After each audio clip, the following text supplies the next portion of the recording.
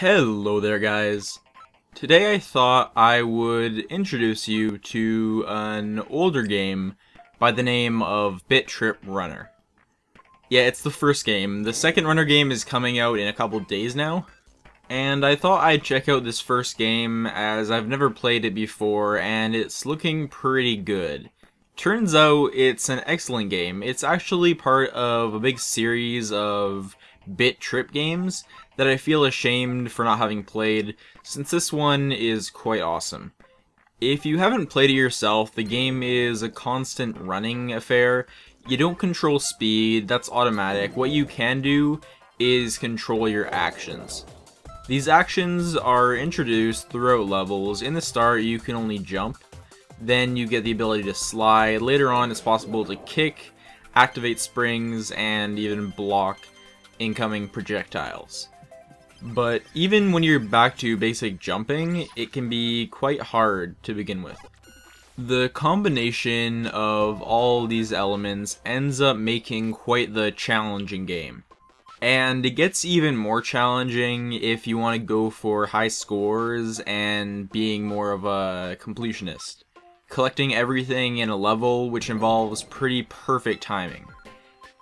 If there's to be any kind of complaints here about that, it can be that some of the levels just seem to be too long, considering hitting something just a little bit will get you sent back right to the start of the level. And there's a little too much trial and error sometimes, in that you often can't really get through a level on your first try because stuff just happens really fast and you need to get to know a level to beat it, at least on a higher difficulty. I'm playing on normal and it's still pretty damn hard. It has a pretty good looking art style that follows up its name, while its sequel, from what I've heard, kind of gives that up.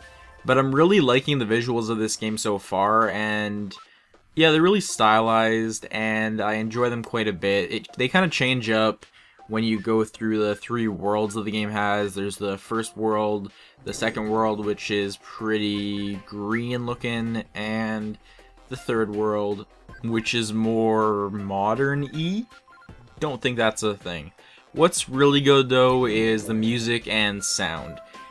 There's excellent ambient music which can be combined really well with all the sound effects from making moves and collecting objects, as they kind of can know in the game whether when you pick up X item, you will be at X place in the song. You feel like you're kind of following along to the music, which makes it just really easy to get into the mode in this game, to get into the game and to really lose yourself in it. So overall, it's a challenging platformer with an excellent theme and amazing sound design. I find myself newly a fan of this game and this series, and I cannot wait for Runner 2. If you pre-order the second game now, you can get a copy of the original, and that second game will be out in a couple of days, and when it is, I will be making a video of it. Until then, check out this first game. I'll link to both games below. Thank you so much for watching, guys. I've been Maple Dungeons, and I will see you next time.